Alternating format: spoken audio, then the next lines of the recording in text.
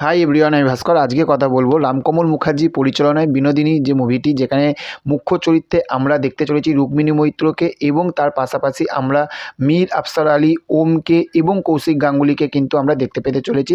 সেটিরই trailer আজকে মুক্তি পেয়ে গেছে। ট্রেলারটা ভালো দিক এবং খারাপ দিক বলবো, কিন্তু প্রথমেই বলবো যে এখনকার বাংলা সময়ে এই যে ট্রেলারটা দেখার পরে একটাই জিনিস কিন্তু প্রথমে কিন্তু মাইন্ডে এলো, সেটা হচ্ছে যে এখনকার বাংলা সিনেমা, এখনকার সময়ে টলিউড ইন্ডাস্ট্রিতে যদি কেউ রাজত্ব করে থাকে মেল ক্যারেক্টারের মধ্যে, সেটা কিন্তু দেব, সুপারস্টার মেগাস্টার দেবদা। এবং এখনকার সময় মানে এই যে সময়টা, এখন যে লেয়ারটা চলছে, এই লেয়ারটা, এই সময়টার মধ্যে কিন্তু মেয়ে অভিনেত্রীর মধ্যে যদি কেউ একটা মানে একদম পাকাপোক্ত যদি কেউ জায়গা করে নিতে পারে, সেইটা কিন্তু রুক্মিণী মৈত্র। তার কারণ দেখুন, রুক্মিণী মৈত্র এর মানে বিনোদিনী এর আগের যে কাজটা, সেটা কিন্তু দেখার মতন ছিল, যেটা জিদ্দার সঙ্গে যে কাজটা এসেছিলো বুমেরাং। তারপরে এই বিনোদিনীতে এখানে ভাই অভিনয় যতটুকু আমরা ট্রেলারে আমরা দেখেছি, অভিনয়টা কিন্তু জাস্ট চোখ ধাঁধানো, একদম পুরো চোখটাকে পুরোপুরি ধাঁধিয়ে দিয়েছে। নেক্সট আরেকটা, সেটা হচ্ছে যে দেখুন, এমন একটি গল্প ইনি বেছেছে, মানে রুক্মিণী মৈত্র বেছেছে।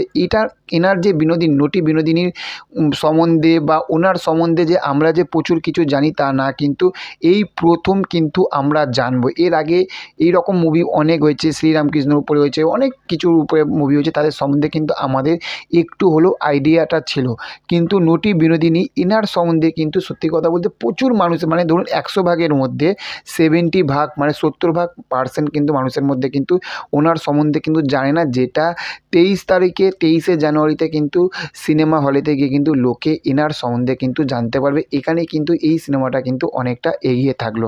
এবং তার পাশাপাশি যদি ভালো দিকগুলো যদি বলি, এখানে যেরকম হচ্ছে গিরিশ ঘোষের অভিনয়, যেনাকে দেখতে পাবো, ওনার অভিনয় তো বেশ দারুণ লাগে। তিনি হচ্ছে কৌশিক গাঙ্গুলি।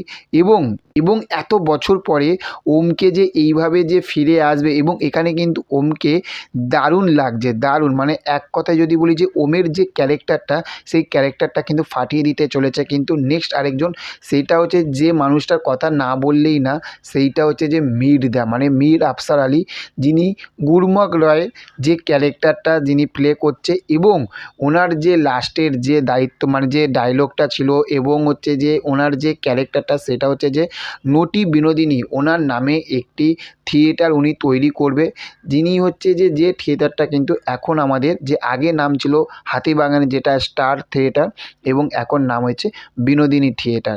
তো সেখান থাকতে ওনারই কিন্তু মানে অনুপ্রেরণায় এই থিয়েটারটা তৈরি হয়েছে। তো ওনার যে ক্যারেক্টারটা কিন্তু বেশ দারুণ কিন্তু একটা ক্যারেক্টার দিয়েছে। এবং যে বিনোদিনী, আমরা গল্পটা দেখে যতটুকু আমরা বুঝতে পারলাম যে তখনকার সময়ে মেয়েরা অভিনয় করবে, মানুষের সামনে আসবে, তার একটা নিজস্ব একটা নাম হবে, তখনকার সময়ে কিন্তু পুরুষেরা কিন্তু চাইতো না।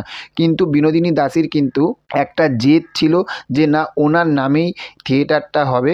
কিন্তু সেই সময় থিয়েটারটা হয়নি, কিন্তু উনি অভিনয় করবে, দর্শকের সামনে আসবে, সেই যে জেদটা, সেই জেদটা কিন্তু উনি পূরণ করতে পেরেছে। তবে কতটা পূরণ করতে পেরেছে সব কিছু জানতে গেলে কিন্তু আমাদেরকে দেখতে যেতে হবে 23 জানুয়ারি থেকে কিন্তু এই বিনোদিনী মুভিটি। তো আমার এই ট্রেলারটা যদি জিজ্ঞাসা করেন আমার কেমন লেগেছে, আমার কিন্তু বেশ ভালো লেগেছে। 10-এর মধ্যে আমি কিন্তু 7 দিচ্ছি। তো চলুন দেখা হচ্ছে পরবর্তী ভিডিওতে। ভালো থাকবেন আপনারা। Okay, thank you, have a nice day, tata, bye by.